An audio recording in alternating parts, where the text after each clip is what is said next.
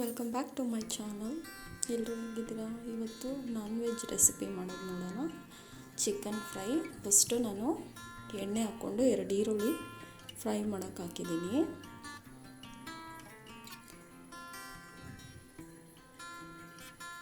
ಚೆನ್ನಾಗಿ ಫ್ರೈ ಮಾಡ್ಕೊಳ್ಳಿ, golden brown ಬರಬೇಕು. ಈಗ ನಾನು 2 ಸ್ಪೂನ್ ಶುಂಠಿ ಬೆಳ್ಳುಳ್ಳಿ ಪೇಸ್ಟ್ ಹಾಕ್ತಾಯಿದ್ದೀನಿ. 1ರಿಂದ 2 ಸ್ಪೂನ್ ಹಾಕ್ತಾಯಿದ್ದೀನಿ ನಾನು. ಚೆನ್ನಾಗಿ ಫ್ರೈ ಮಾಡ್ಕೊಳ್ಳಿ. ಈಗ ನಾನು ಅರ್ಧ kg ಚಿಕನ್ನ ಚೆನ್ನಾಗಿ ವಾಶ್ ಮಾಡಿಬಿಟ್ಟು ಹಾಕ್ತಾಯಿದ್ದೀನಿ. ಅರ್ಧ kg ಹಾಕ್ತಾಯಿದ್ದೀನಿ ನಾನು.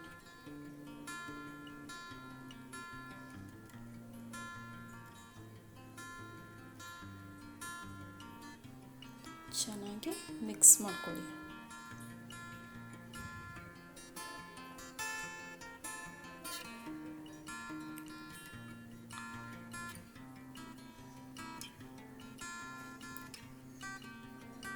ಸ್ವಲ್ಪ ಕಲ್ಲುಪ್ಪು ಹಾಕ್ಕೊಳ್ಳಿ, ಟೇಸ್ಟಿಗೆ ಎಷ್ಟು ಬೇಕೋ ಅಷ್ಟು. ಸ್ವಲ್ಪ ಅರಿಶಿನ, ಚೆನ್ನಾಗಿ ಮಿಕ್ಸ್ ಮಾಡಿಕೊಂಡು ನೋಡಿ, ಚೆನ್ನಾಗಿ ಮಿಕ್ಸ್ ಮಾಡ್ಕೊಳ್ಳಿ. ಅದು ಎಣ್ಣೆಲೇ ಫ್ರೈ ಆಗಬೇಕು.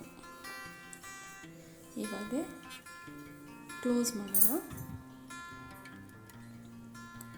ಸ್ವಲ್ಪ ಎಣ್ಣೆ ಬಿಡಲಿ ಅದು. ಇವಾಗ ನೋಡಿ, ಸ್ವಲ್ಪ ಫ್ರೈ ಆಗ್ತಿದೆ. ಇವಾಗ ನಾವು ಹೋಮ್ ಮೇಡ್ ಮೊಸರು ಹಾಕ್ಕೊಳ್ಳೋಣ. 2ರಿಂದ 3 ಸ್ಪೂನ್ ಮೊಸರು ಹಾಕ್ಕೊಳ್ಳೋಣ. ಸಾಫ್ಟಾಗಿ ಜ್ಯೂಸಿಯಾಗಿ ಬರುತ್ತೆ ಚಿಕನ್, ತುಂಬ ಚೆನ್ನಾಗಿರುತ್ತೆ.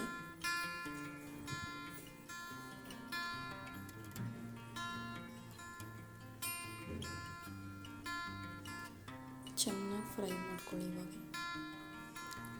ಅದು ಬೇಯ್ತಾ ಇರಲಿ, ನಾವು ಮಸಾಲ ರೆಡಿ ಮಾಡ್ಕೊಳ್ಳೋಣ. ಇವಾಗ ಚಿಕನ್ಗೆ 2ರಿಂದ 3 ಪೀಸ್ ನಾನು ಚಕ್ಕೆ ಹಾಕ್ಕೊತಾ ಇದ್ದೀನಿ. ಸ್ವಲ್ಪ ಲವಂಗ, 1-2 ಅನಾನಸ್ ಹೂವು ಹಾಕಿದ್ದೀನಿ.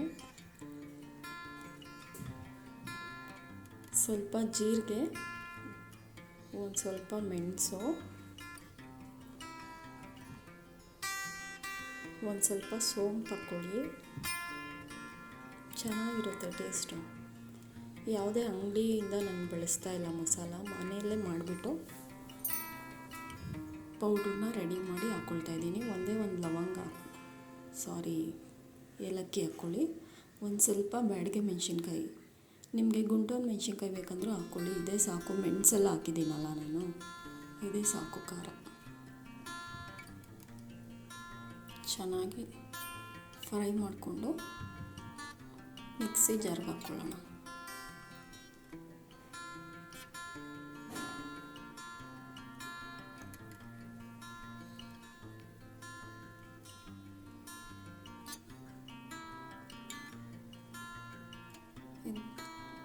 ಮತ್ತು ನಾವು ಪ್ಯಾನ್ಗೆ ಎಣ್ಣೆ ಹಾಕ್ಕೊಂಡು ಸ್ವಲ್ಪ ಬೆಳ್ಳುಳ್ಳಿ,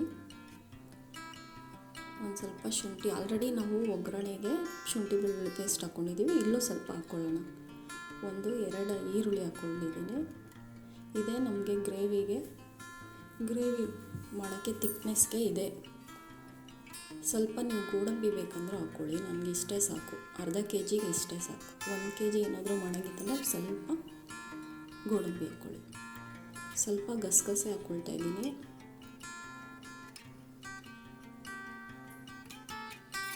ಸ್ವಲ್ಪ ಧನಿಯಾ ಪುಡಿ ಹಾಕ್ಕೊಳ್ತಾ ಇದ್ದೀನಿ. ಧನಿಯಾ ಇದ್ದರೆ ನೀವು ಫ್ರೈ ಮಾಡೋಕ್ಕೆ ಹಾಕ್ಕೊಂಬಿಡಿ. ನನ್ನ ಹತ್ರ ಧನಿಯಾ ಇರಲಿಲ್ಲ, ಅದಕ್ಕೆ ಧನಿಯಾ ಪೌಡ್ರ್ ಹಾಕ್ಕೊಳ್ತಾ ಇದ್ದೀನಿ. ಇವಾಗೆ ಪೌಡ್ರ್ ಮಾಡ್ಕೊಳ್ಳೋಣ. ಇಷ್ಟಾದರೆ ಸಾಕು. ಇವಾಗ ನಾವು ಹುರಿದಿಟ್ಕೊಂಡಿದ್ವಲ್ಲ ಈರುಳ್ಳಿ ಮತ್ತು ಬೆಳ್ಳುಳ್ಳಿ ಎಲ್ಲ, ಅದನ್ನು ಮಿಕ್ಸಿ ಜಾರ್ಗೆ ಹಾಕ್ಕೊಳ್ಳೋಣ. ಅದನ್ನು ಹಾಕ್ಕೊಂಡು ನುಣ್ಣಗೆ ರುಬ್ಕೋಬೇಕು.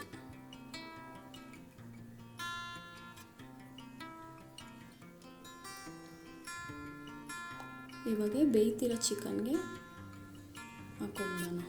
ನೋಡಿ, ಅರ್ಧ ಬೆಂದಿದೆ. ಇವಾಗ ರುಬ್ಕೊಂಡಿರೋ ಮಸಾಲ ಹಾಕ್ಬಿಡೋಣ.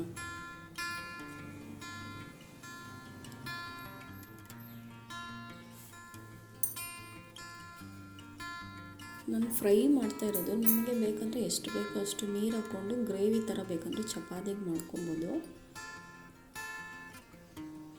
ಸ್ವಲ್ಪ ನೀರು ಹಾಕ್ಕೊಂಡ್ರೆ ಗ್ರೇವಿ ಆಗುತ್ತೆ, ಅದನ್ನೇ ಸ್ವಲ್ಪ ಡ್ರೈಯಾಗಿ ಮಾಡಿಕೊಂಡ್ರೆ ಫ್ರೈ ಆಗುತ್ತೆ, ಚೆನ್ನಾಗಿರುತ್ತೆ ಇದು. ಸ್ವಲ್ಪ ನಾನು ಬೇಯಕ್ಕೆ ಎಷ್ಟು ಬೇಕೋ ಅಷ್ಟು ನೀರು ಹಾಕ್ಕೊಂಡು ಕ್ಲೋಸ್ ಮಾಡಿದ್ದೀನಿ. ಇವಾಗ ನೋಡಿ ಆಗಿದೆ ಸೂಪರಾಗಿ.